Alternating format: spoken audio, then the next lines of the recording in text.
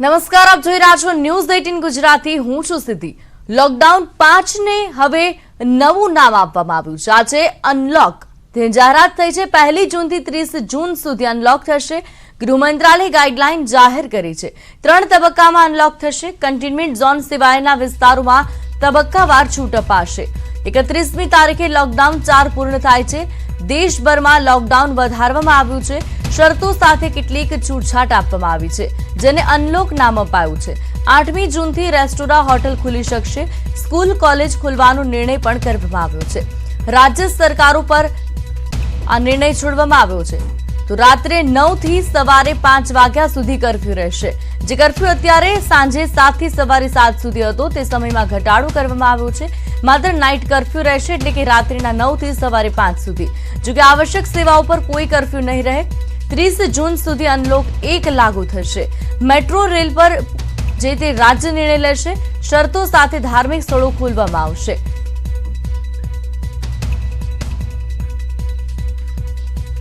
તો અનલોક 1ની જાહેરાત કરવામાં આવી છે, જેમાં કન્ટેનમેન્ટ વિસ્તારો છે તે સિવાયની જગ્યાઓ છે ત્યાં શરતો સાથે આ છૂટછાટ આપવામાં આવી છે. અનલોક 1 પણ 3 તબક્કામાં હશે.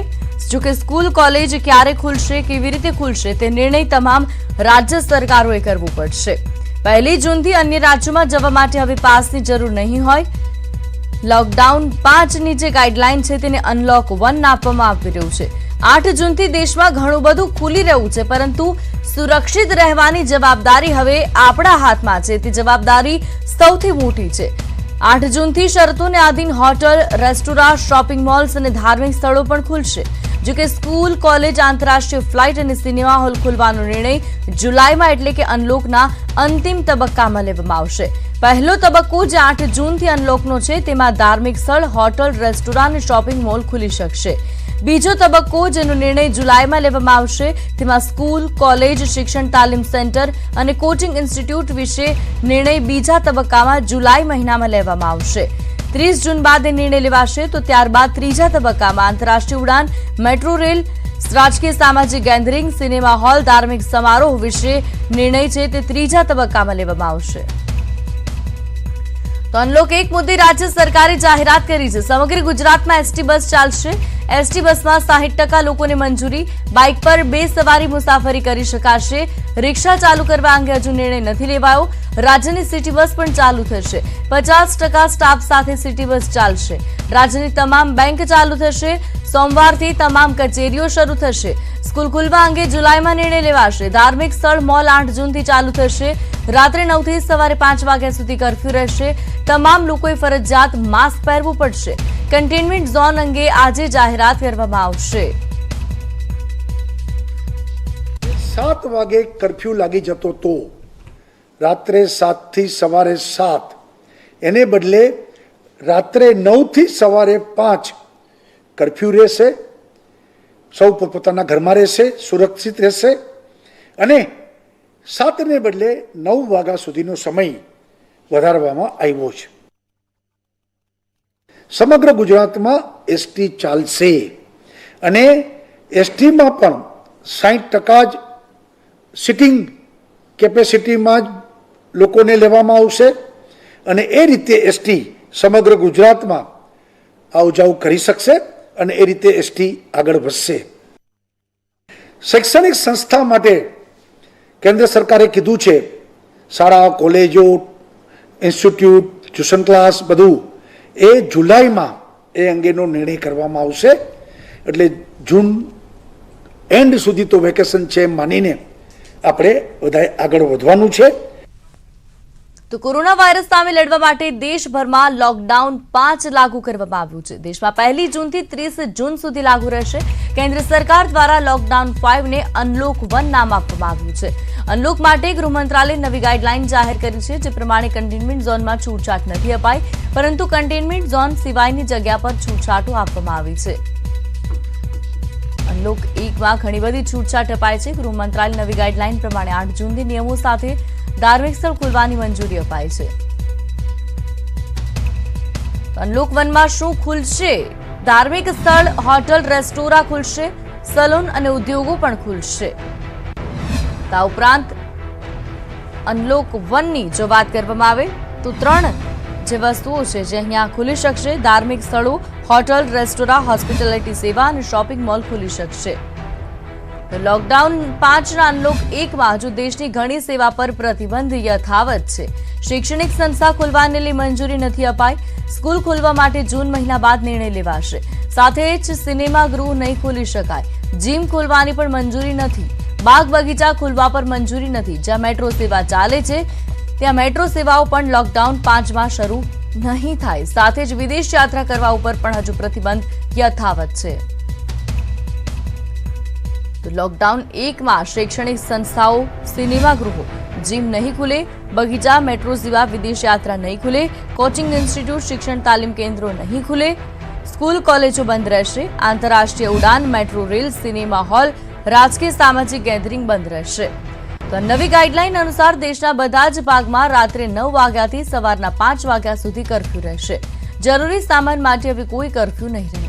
દેશમાં જે રીતે કોરોનાના કેસ વધી રહ્યા છે તેમાં સંપૂર્ણ લોકડાઉન ખોલવું દેશહિતમાં નથી. એટલે જ મોદી સરકાર ધીમે ધીમે છૂટછાટો સાથે લોકડાઉન ખોલી રહી છે. એક તરફ દિલ્હીમાં કોરોનાના કેસ વધી રહ્યા છે ત્યારે બીજી તરફ કેજરીવાલ સરકાર કોરોના સામે લડવા માટે સક્ષમ હોવાની વાત કરી રહી છે. કોરોનાનું સંક્રમણ દિવસે ને દિવસે વધી રહ્યું છે. તેની વચ્ચે દિલ્હીના મુખ્યમંત્રી અરવિંદ કેજરીવાલે દાવો કર્યો, દિલ્હી સરકાર કોરોના સામે લડવા માટે સક્ષમ છે. કેજરીવાલ સરકારે કોરોના સામે જરૂરિયાતથી પણ વધારે સાવચેતીના પગલાં લીધા હોવાનો દાવો કર્યો છે. તેમ છતાં દિલ્હીમાં કોરોના કેસ ઘટવાનું નામ નથી લઈ રહ્યા, જેનો સ્વીકાર ખુદ કેજરીવાલ પણ કરી રહ્યા છે. पिछले कुछ दिनों में दिल्ली में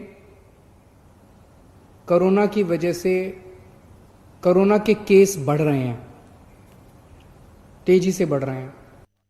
દિલ્હીમાં અત્યાર સુધીમાં 17,000થી વધારે કેસ નોંધાયા છે, જેની સામે 7,000થી વધારે લોકો સાજા થયા છે. દિલ્હીમાં સતત કેસ વધી રહ્યા છે ત્યારે અરવિંદ કેજરીવાલ લોકોને વિશ્વાસ અપાવી રહ્યા છે કે સરકાર કોરોના સામે બચવા માટે જરૂરિયાતથી પણ વધારે સુવિધા આપી રહી છે. ઓછામાં ઓછા દર્દીઓના મોત થાય તે માટે સરકાર કામ કરી રહી છે. हम परमानेंटली जिंदगी में लॉकडाउन नहीं कर सकते, सब कुछ बंद करके नहीं रहा जा सकता. आज कोई ये नहीं कह सकता कि 1 महीना लॉकडाउन और कर लो तो कोरोना ठीक हो जाएगा, या 2 महीना लॉकडाउन और कर लो तो कोरोना ठीक हो जाएगा. कोरोना रहेगा, और अगर कोरोना रहेगा तो कोरोना का इलाज करने का इंतजाम करना पड़ेगा. हमारी पूरी सरकार इस टाइम कोरोना के मरीजों का इलाज करने की तरफ ध्यान दे रही है. કેજરીવાલ સરકાર અંદાજ લગાવી રહી છે કે દિલ્હીમાં 15 દિવસોમાં 8,500 કેસ વધ્યા છે, પરંતુ હોસ્પિટલમાં માત્ર 500 કેસ જ રજીસ્ટર થયા છે. એટલે કે લોકો ઘરમાં સાજા થઈ રહ્યા છે, એટલા માટે ચિંતા કરવાની કોઈ જરૂર નથી. એક તરફ દિલ્હીમાં કોરોના પોતાનો વિસ્તાર વધારી રહ્યો છે ત્યારે કેજરીવાલ સરકાર લોકોને ચિંતા ન કરવાની સલાહ આપી રહ્યા છે. દિલ્હી એરપોર્ટ પર શનિવારે સવારે અધિકારીઓ વચ્ચે દોડધામ મચી ગઈ. બન્યું એવું કે જેને બધાને વિચારતા કરી મૂક્યા. મોસ્કો જતા એર ઇન્ડિયાની એક ફ્લાઇટે ઉડાન ભરી. ફ્લાઇટ રવાના થયા બાદ જાણવા મળ્યું કે ફ્લાઇટનો પાયલટ કોરોના પોઝિટિવ છે. જાણ થતાં તરત જ એર ટ્રાફિક કંટ્રોલ થકી ફ્લાઇટના ક્રૂ સાથે સંપર્ક કર્યો અને વિમાનને તરત દિલ્હી પાછું લવાયું. માત્ર મિશન અંતર્ગત રશિયામાં ફસાયેલા ભારતીયોને પાછા લાવવા માટે એર ઇન્ડિયાની દિલ્હી મોસ્કોની ફ્લાઇટ અધવચ્ચેથી પાછી બોલાવવી પડી. અધિકારીઓના જણાવ્યા પ્રમાણે આ ફ્લાઇટ ઉઝબેકિસ્તાનના એરસ્પેસ પર પહોંચી ત્યારે અમારી ગ્રાઉન્ડ ટીમના સભ્યોને જાણમાં આવ્યું કે વિમાનનો એક પાયલટ કોરોના પોઝિટિવ છે. તેમાં કોઈ મુસાફરો નહોતા. ત્યારબાદ વિમાન ત્યાંથી પાછું ફર્યું. શનિવારે બપોરે 12:30 કલાકે વિમાન દિલ્હી પહોંચ્યું હતું. ક્રૂ મેમ્બર્સને અલગ રાખવામાં આવ્યા છે. હવે રશિયામાં ફસાયેલા ભારતીયોને લાવવા બીજા વિમાનને મોસ્કો મોકલવામાં આવશે. જો કે આ અંગે અધિકારીઓનું કહેવું હતું કે તમામ ક્રૂના રિપોર્ટ્સ ફ્લાઇટ પહેલા તપાસવામાં આવે છે. ખાસ કરીને કોરોના રિપોર્ટને ચકાસવામાં આવે છે, જેમાંથી એક ફ્લાઇટનો રિપોર્ટ પોઝિટિવ હતો, પરંતુ ભૂલથી તેને નેગેટિવ વંચાઈ ગયો હતો. આથી ગ્રાઉન્ડ ટીમે તેને ઉડવા માટે મંજૂરી આપી હતી. માહિતી પ્રમાણે અધિકારીઓએ કહ્યું હતું કે આ કામના દબાણને કારણે થયું છે. દરરોજ 300થી વધુ ક્રૂ મેમ્બર્સની તપાસ કરવામાં આવે છે. દરેકનો અહેવાલ એક્સેલ શીટમાં આવે છે. ગ્રાઉન્ડ ટીમના સભ્યએ અહીં વાંચવામાં ભૂલ કરી હતી અને આ સમયે વિમાન ઉઝબેકિસ્તાન પરથી ઉડી રહ્યું હતું. ઉલ્લેખનીય છે કે air India Vande Mataram mission અંતર્ગત વિદેશમાંથી ફસાયેલા લોકોને પરત દેશ લાવી રહી છે. અત્યાર સુધી અલગ અલગ દેશોમાંથી 50,000થી વધારે લોકો પરત આવી ચૂક્યા છે, જ્યારે 2 લાખથી વધારે લોકોએ દેશ પરત આવવા માટે રજીસ્ટ્રેશન કરાવ્યું છે. હવે વાત કરીએ સંકટથી સાવધાન.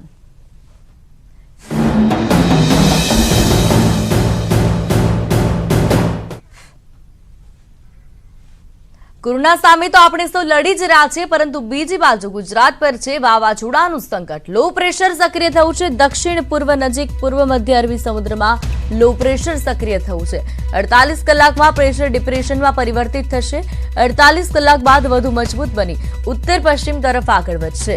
4 થી 5 દિવસમાં ગુજરાતના દરિયા કિનારે પહોંચી શકે છે. 4 તારીખ સુધી એલર્ટ આપવામાં આવ્યું છે. 4 તારીખ સુધી ગુજરાતમાં પહોંચી શકે છે. ગુજરાતમાં આ ડિપ્રેશનના કારણે વાવાઝોડું આવી શકે છે. ગુજરાતના જે દરિયાકાંઠાના વિસ્તારો છે ત્યાં સાયક્લોનની અસર થઈ શકે છે. અરબી સમુદ્રમાં લો પ્રેશર સક્રિય થયું છે. 48 કલાકમાં લો પ્રેશર ડિપ્રેશનમાં ફેરવાશે અને આ ડિપ્રેશન ગુજરાતના દરિયાકાંઠા ઉપર જોવા મળશે. ફોન લાઈન પર સંવાદદાતા વિભુ પટેલ જોડાયા છે. વિભુ, લો પ્રેશર સક્રિય થયું છે, ગુજરાત તરફ આગળ વધી રહ્યું છે. કેટલા દિવસમાં જે ગુજરાતમાં તેની અસર દેખાશે? કયા કયા વિસ્તારોમાં અસર દેખાશે?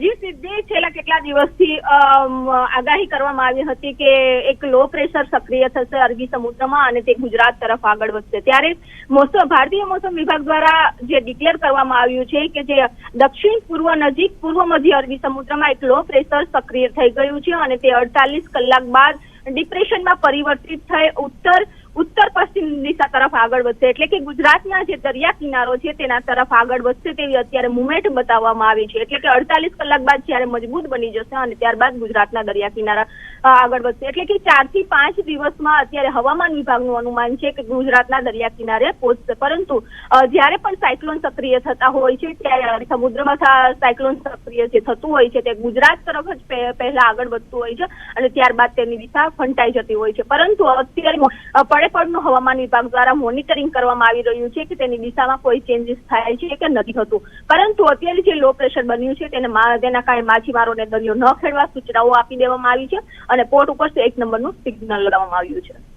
બિલકુલ, આભાર વાતચીત બદલ. તો તમામ જે પોર્ટ છે ગુજરાતના ત્યાં 1 નંબરનું સિગ્નલ લગાવી દેવામાં આવ્યું છે. માછીમારોને પણ દરિયો ન ખેડવા સૂચના આપવામાં આવી છે.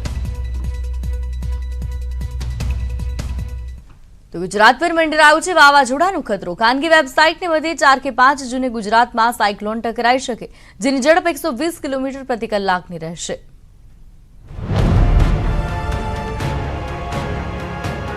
સમગ્ર દેશમાં ફેલાયેલી કોરોના મહામારી વચ્ચે હવે ગુજરાતમાં વાવાઝોડાનું સંકટ ઊભું થયું છે. હાલ જે ડિપ્રેશન ઓમાન મસ્કત તરફ છે તે આગામી 4 અને 5મી જૂનના રોજ ગુજરાતના દ્વારકા, ઓખા અને મોરબી થઈ કચ્છ તરફ વાવાઝોડા તરીકે ફંટાય તેવી દહેશત ઊભી થઈ છે. ખાનગી વેબસાઇટ અનુસાર આગાહી વ્યક્ત કરવામાં આવી છે. આ ડિપ્રેશન વાવાઝોડાનું સ્વરૂપ લેશે તો દ્વારકા થઈને કચ્છ, કંડલા અને આજુબાજુના વિસ્તારને ગમરોડી રાજસ્થાન તરફ જઈ શકે છે. આ અંગેની કોઈ સત્તાવાર જાહેરાત હવામાન વિભાગ તરફથી કરાઈ નથી, પરંતુ નિષ્ણાંતોના મતે આ વાવાઝોડું ગુજરાતમાં ત્રાટકશે તો તેની ઝડપ 120 કિલોમીટર પ્રતિ કલાકની રહેશે. હવે સૌરાષ્ટ્રના દરિયા કિનારાની વાત કરીએ તો પોરબંદર દરિયામાં સવારથી કરંટ જોવા મળ્યો છે. પોર્ટ પર 1 નંબરનું સિગ્નલ પણ લગાવી દેવામાં આવ્યું છે. અરબી સમુદ્રમાં લો પ્રેશરને કારણે સાવચેતીના ભાગરૂપે 1 નંબરનું સિગ્નલ લગાવી માછીમારોને દરિયો ન ખેડવા માટે સૂચના અપાઈ છે.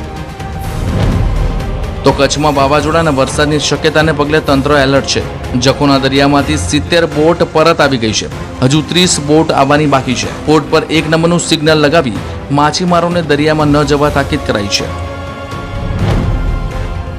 તો અમરેલીની વાત કરીએ તો અરબી સમુદ્રમાં સર્જાયેલા ડિપ્રેશનને પગલે જાફરાબાદમાં 1 નંબરનું સિગ્નલ લગાવાયું છે. લોકડાઉનના કારણે જાફરાબાદ બંદર પર મોટાભાગની બોટો લાંગરેલી છે, તો માછીમારોને દરિયાથી દૂર રહેવા કહેવાયું છે. આમ ખાનગી વેબસાઇટે આપેલી વાવાઝોડાની આગાહીને પગલે દરિયા કિનારે ગતિવિધિ જોવા મળી રહી છે, તો તંત્ર પણ ક્યાંક એલર્ટ છે.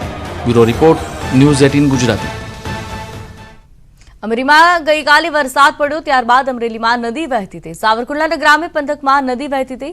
ઘાડલા નામની અને ચીખલીઓ નદીમાં પૂર આવ્યું. ગામડાઓમાં સાંજે ભારે વરસાદ પડ્યો. ઘૂંટણસમાં પાણી આવતા લોકો નદીના પાણી જોવા માટે પહોંચી ચૂક્યા. ઘૂંટણસમાં પાણી આજે નદી છે તેમાં આવી ચડ્યા.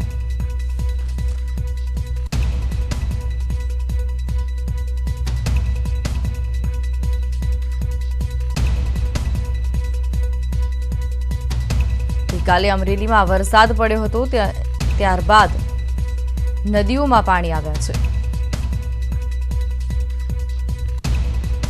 તો બોટાદમાં પણ સાંજે વરસાદી ઝાપટું જોવા મળ્યું. ગરમી વચ્ચે વરસાદ પડતા વાતાવરણમાં ઠંડક પ્રસરી.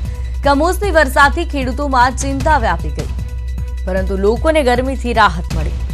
સાયક્લોનની અસરના કારણે વરસાદી માહોલ સમગ્ર ગુજરાતમાં જોવા મળી રહ્યો છે, ત્યારે બોટાદમાં વરસાદી ઝાપટું જોવા મળ્યું.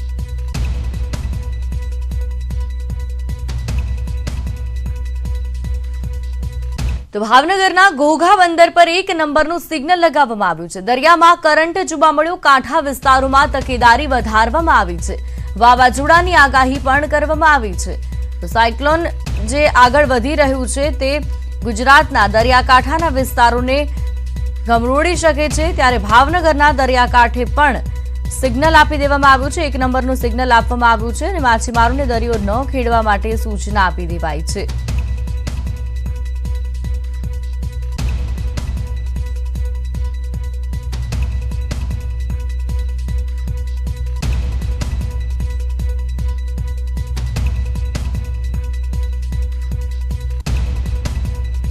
સુરત મહાનગરપાલિકાએ 15 દિવસે શરૂ કરેલ પ્રી મોન્સૂનની કામગીરી અંતિમ તબક્કામાં પહોંચી છે. ખાસ કરી વરસાદી પાણીના નિકાલ, ખાડીઓમાં સાફ સફાઈ સહિતની કામગીરી પૂર્ણ કરવામાં આવી છે. તો બીજા રાઉન્ડમાં તેની તપાસણી થશે. તો જંકશન રોડ પર રીકાર્પેટની કામગીરી શરૂ કરવામાં આવી છે.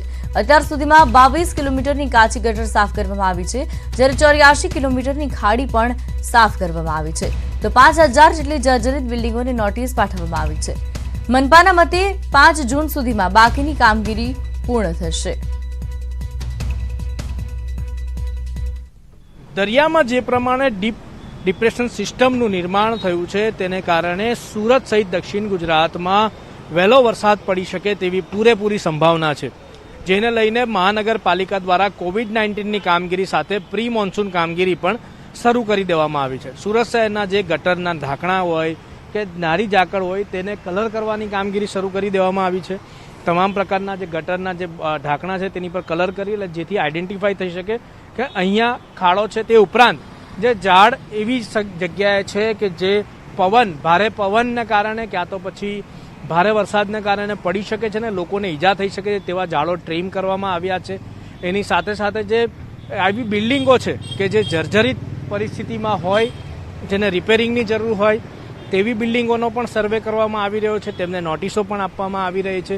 સાથોસાથ જીબી દ્વારા પણ તમામ પ્રકારની કામગીરી કરવામાં આવી છે. ખુલ્લા વાયરો તેમજ આસપાસની જગ્યાએ સફાઈ કરવાની, એની આસપાસ કોઈ ઝાડ હોય તો તેને દૂર કરવાની કામગીરી પણ કરવામાં આવી રહી છે. તો ચોક્કસપણે કહી શકાય કે વરસાદના આગમનની જ્યારે આગાહી કરવામાં આવી છે ત્યારે સુરત મહાનગરપાલિકા દ્વારા તમામ પ્રકારની પ્રી મોન્સૂન કામગીરી શરૂ કરી દેવામાં આવી છે અને તમામ મોરચે તમામ વિસ્તારમાં અને ખાડીઓ સફાઈની બી કામગીરી પૂરજોશમાં ચાલી રહી છે, કારણ કે સુરતમાં મહત્તમ ખાડીપૂરની સમસ્યા કાયમ રહેતી હોય છે. એટલે જેને લઈને મહાનગરપાલિકા અત્યારે એક્ટિવ થઈ ગયું છે અને તમામ ઝોનમાં પ્રી મોન્સૂન કામગીરી પૂર ઝડપે ચાલી રહી છે.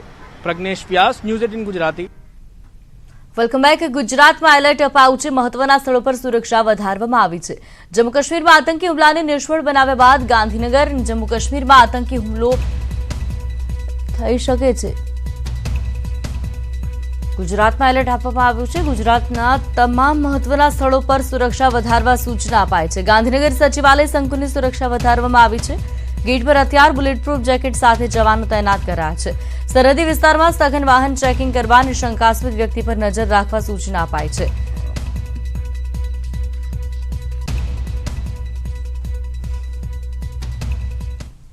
જમ્મુ કાશ્મીરમાં 2 આતંકવાદીઓ સશસ્ત્ર સાથે માર્યા ગયા છે. ખાસ કરીને વાત કરીએ કે અત્યારે એના પગલે સમગ્ર દેશમાં કેન્દ્રીય ગૃહ મંત્રાલય દ્વારા હાઈ એલર્ટ આપી દેવામાં આવ્યું છે, જેના ભાગરૂપે અહીં સચિવાલય ખાતે પણ જોઈ શકાય છે કે ચુસ્ત પોલીસ બંદોબસ્ત ગોઠવી દેવામાં સશસ્ત્ર દળો સાથે ખાસ કરીને વાત કરીએ પોલીસ પણ તૈનાત કરી દેવાની છે. માત્ર ગાંધીનગરની સમગ્ર ગુજરાતમાં મહત્વના ધાર્મિક સ્થળો એ સોમનાથ હોય, દ્વારકા હોય કે પછી સરહદી વિસ્તાર હોય, તમામ જગ્યાએ વાત કરીએ ત્યાં તમામ જગ્યાએ સઘન પોલીસ ચેકિંગ કરવા માટે પણ સૂચના આપી દેવાઈ છે. જે જગ્યાએ ખાસ કરીને વાત કરીએ સરહદી વિસ્તારો છે એ વિસ્તારોની સાથે તમામ જિલ્લાની મહત્વની ચેકપોસ્ટો પર પણ અત્યારે પોલીસ દ્વારા સઘન ચેકિંગ હાથ ધરવામાં આવ્યું છે. કેમેરામેન નરેશ મોરી સાથે હિતેન્દ્ર બારોટ, ન્યૂઝ 18 ગુજરાતી, ગાંધીનગર. જમ્મુ કાશ્મીરના કુલગામમાં સેનાના જવાનોને મોટી સફળતા મળી છે. સેનાએ આતંકીઓને અથડામણમાં ઠાર કરી દીધા છે. કેવી રીતે અથડામણ, સેનાએ શું જવાબદારી નિભાવી, જતા નજર કરીએ. લોકડાઉનની વચ્ચે પણ જમ્મુ કાશ્મીરમાં આતંકીઓનો સતત સફાયો કરવાનું કામ ચાલી રહ્યું છે. ફુલગામ જિલ્લાના વાનપોરા વિસ્તારમાં 2 આતંકી છુપાયા હતા, જેઓ કોઈ મોટા ષડયંત્રને અંજામ આપવાની તૈયારી કરી રહ્યા હતા. પરંતુ તે પહેલા જ સેનાના જવાનોએ અથડામણમાં બંને આતંકીઓનો ખાત્મો બોલાવી દીધો હતો. पुलवामा के सक्सेस के बाद आज सिक्योरिटी फोर्सेस को एक और सक्सेस मिली. 2 टेररिस्ट को कुलगाम में मारा. ये दोनों ही ऑपरेशन बड़े वेल कोऑर्डिनेटेड थे. सीआरपीएफ के बीच में राष्ट्रीय राइफल्स और लोकल पुलिस, दोनों ही केसेस में एक्शनेबल इंटेलिजेंस लोकल ने फौज को दी थी, सिक्योरिटी फोर्सेस को दी. इससे साफ जाहिर है कि लोकल जो है वो फेडअप हो चुके हैं टेररिज्म से और वो चाहते हैं कि टेररिज्म जो है जल्दी से जल्दी खत्म हो. આતંકીઓને ઠાર કરતા પહેલા સુરક્ષા જવાનોએ આતંકીઓના ઘરવાળાને પણ બોલાવ્યા હતા અને આત્મસમર્પણ કરવા કહ્યું હતું. તેમ છતાં આતંકીઓ ઘરવાળાની વાત માન્યા ન હતા, જે બાદ સેનાના એ આતંકીઓને 5 મિનિટનો સમય આપવામાં આવ્યો હતો અને કહ્યું હતું કે આત્મસમર્પણ કરો અથવા મરવા માટે તૈયાર રહો.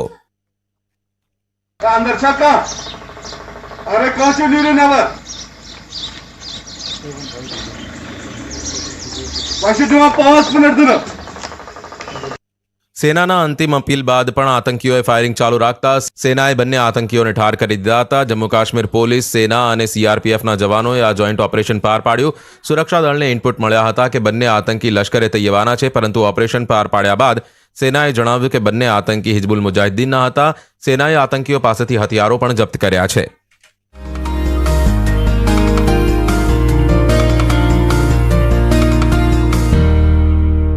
ન્યૂઝ હેડલાઇનના પ્રાયોજક પેટ